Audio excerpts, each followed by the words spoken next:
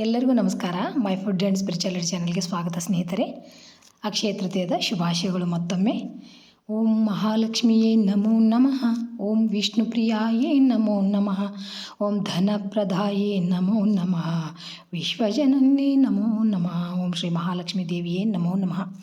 ನಾನು ನಿಮಗೊಂದು ಶ್ಲೋಕವನ್ನು ಹೇಳ್ಕೊಡ್ತೀನಿ.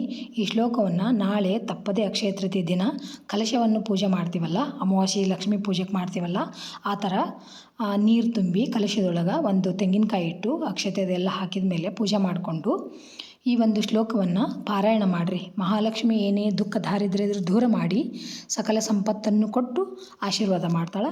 ಎಲ್ಲರೂ ತಪ್ಪದೇ ಈ ಒಂದು ಶ್ಲೋಕವನ್ನು ಪಾರಾಯಣ ಮಾಡಿರಿ. ಭಾಳ ಸರಳವಾದ ಶ್ಲೋಕ ಐತಿ. ನಾನು ಹೇಳ್ಕೊಡ್ತೀನಿ ನೋಡ್ರಿ. ಈಗ ಶ್ರೀ ಸಿದ್ಧಿಲಕ್ಷ್ಮಿ ಸ್ತೋತ್ರ ಇದರ ಹೆಸರು.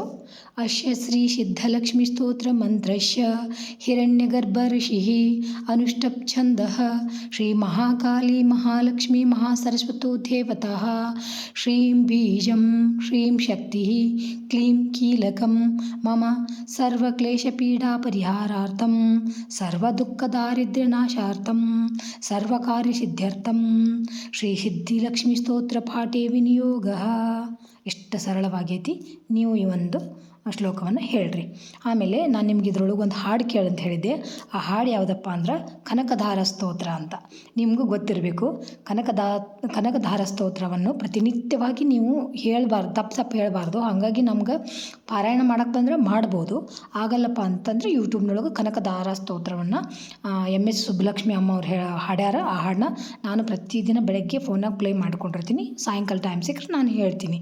ನೀವು ಬೇಕಾದ್ರೆ ಪ್ಲೇ ಮಾಡಿಕೊಂಡು ಲಿರಿಕ್ಸ್ ಇರುತ್ತಲ್ಲ ಅದನ್ನ ಕೇಳ್ಕೊಂಡು ಹೇಳ್ಬೋದು. ಅದ್ರದ್ದೊಂದು ಸಣ್ಣ ಕಥೆ ಏನಂದರೆ, ಇದನ್ನು ಶ್ರೀ ಶಂಕರಾಚಾರ್ಯ ರಚಿಸಿದರು. ಒಂದು ಸಲ ಅವರು ಭಿಕ್ಷಾಟನಕ್ಕೆ ಹೋದಾಗ ಒಬ್ಬ ದಾರಿದ್ರ್ಯ ಇರುವಂಥ ಮನೆಗೆ ಹೋಗ್ತಾರೆ ಭಿಕ್ಷಾಕ್ಕೆ. ಆ ಮುದುಕಿ ಮನೆಯೊಳಗೆ ಏನೂ ಇರಲ್ಲ. ಆಕೆ ಭಿಕ್ಷಾ ಎತ್ತೆ ತಿಂತಿರ್ತಾಳೆ. ಹಾಗಾಗಿ ಆಕೆಗೆ ಭಿಕ್ಷೆಗೆ ನೆಲ್ಲಿಕಾಯಿ ಹಾಕಿರ್ತಾರೆ ಯಾರೋ ಭಿಕ್ಷದೊಳಗೆ. ಆ ನೆಲ್ಲಿಕಾಯಿನ ತಂದು ಶಂಕರಾಚಾರ್ಯರಿಗೆ ಭಿಕ್ಷೆ ಹಾಕ್ತಾಳೆ. ಆವಾಗ ಅವ್ರಿಗೆ ಭಾಳ ದುಃಖ ಆಗುತ್ತೆ.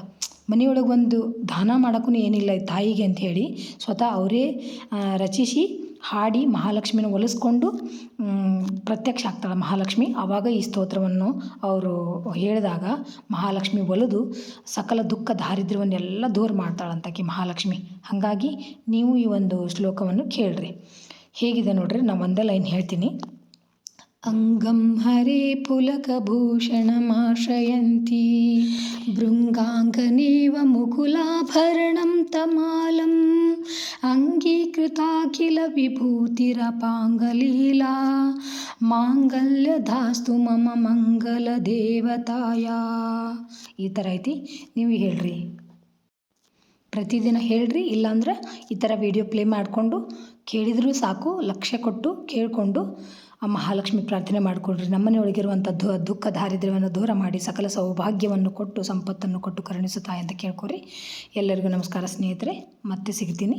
ಎಲ್ರಿಗೂ ನಮಸ್ಕಾರ.